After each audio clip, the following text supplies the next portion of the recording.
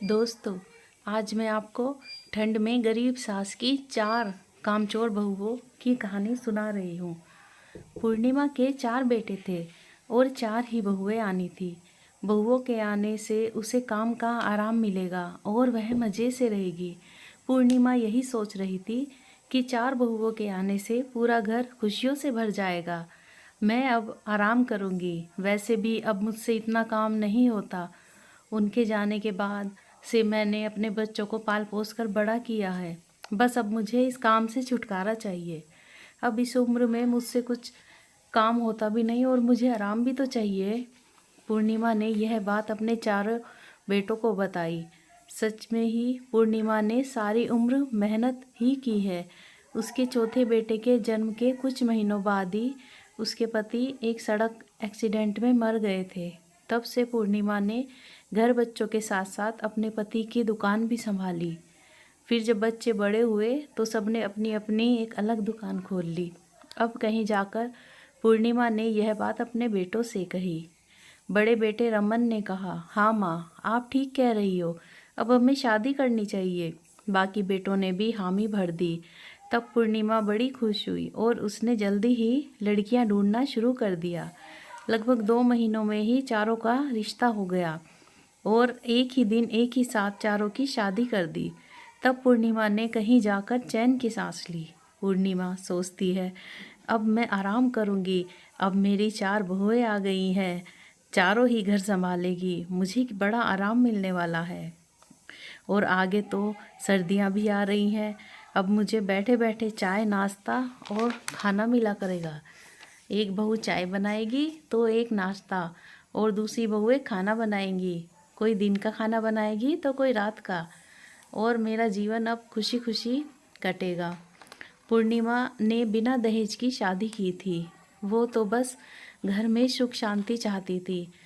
अब तो बस मेरी चारों बहुएं मिलजुल कर रहे और इस घर को अपने घर की तरह संभाले। बस मैं तो यही चाहती हूँ। पर पूर्णिमा ये नहीं जानती थी कि उसकी चारों की चारों बहुएं ही बड़ी कामचोर है और खुद को तो वह किसी हूर से कम ही नहीं समझती। सुबह उसके चारों बेटे जब दुकान में जाने के लिए तैयार हो गए थे, तब पूर्णिमा ने अपनी बहुओं से कहा, अरे बहू, जल्दी जल्दी चाय नाश्ता बनाओ, मेरे बेटे को अपनी अपनी दुकान पर जाना है। इतना सुनकर बड़ी वाली बहू रीना ने छोटी वाली मोना से कहा, ए मीना, चल रसोई में जाकर जल्दी से नाश्ता बना दे। मीना, अरे क्या दीदी, मैं नहीं बनाऊंगी नाश्ता, और मुझे आता ही कहाँ है नाश्ता बनाना और घर का काम। तीसरी बहू शीतल, ओ माय गॉड, अगर काम करना आता नहीं तो फिर शादी ही क्यों की। ऐसे तो मेरे को भी काम नहीं आता और ना ही मुझसे कुछ खाना वगैरह बनता है। चौथी बहू भी बोलती है, हाँ हाँ, मैं तो जैसे काम की मशीन हूँ, तुम तीनों नहीं बनाओगी तो मैं भी नहीं बनाऊंगी नाश्ता, मैं ही क्यों करूँ। नाश्ते की बात को लेकर चारों बहुओं में बहस होने लगी और चारों में से किसी ने भी नाश्ता नहीं बनाया। चारों बेटे डाइनिंग टेबल पर बैठकर बोलते हैं, माँ माँ, बड़ी जोरों की भूख लगी है, जल्दी नाश्ता लाओ, देर हो रही है, हमें दुकान पर भी तो जाना है। अब तक तो हमारा नाश्ता आ जाता था, कभी भी लेट नहीं हुई।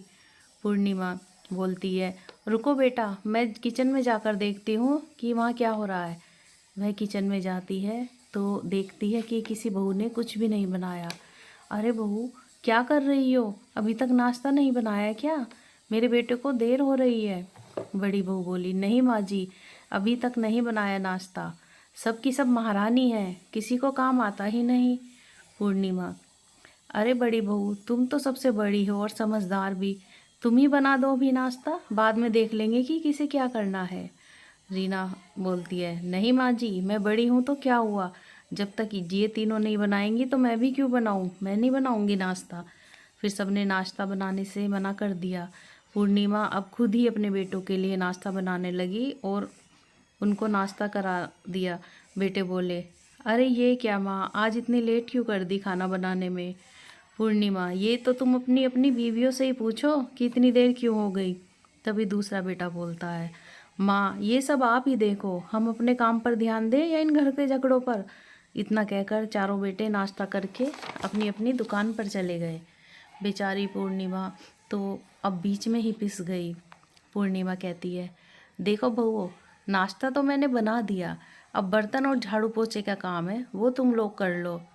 बड़ी बहू तभी बोलती है, अरे नहीं नहीं माँ जी, मैं बर्तन नहीं मांजूंगी और ना ही मैं पोछा लगाऊंगी।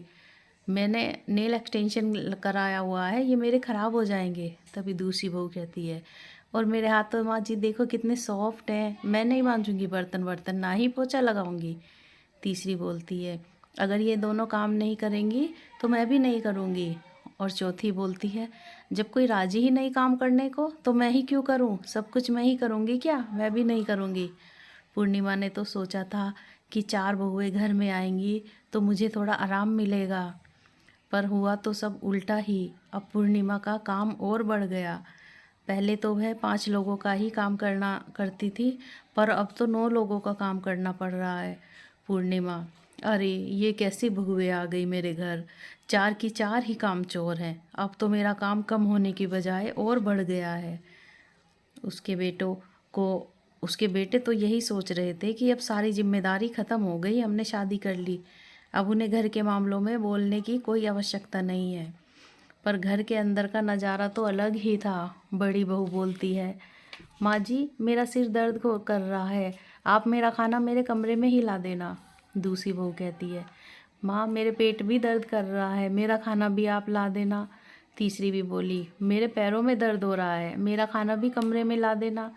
चौथी बोली, मेरा खाना भी आप कमरे में ही भेज देना माँ जी, मैं ही क्यों पीछे रहूं जब सब अपने कमरे में खाना मंगा रही हैं। इधर से उधर दौड़ते हुए पूर्णिमा थक गई थी।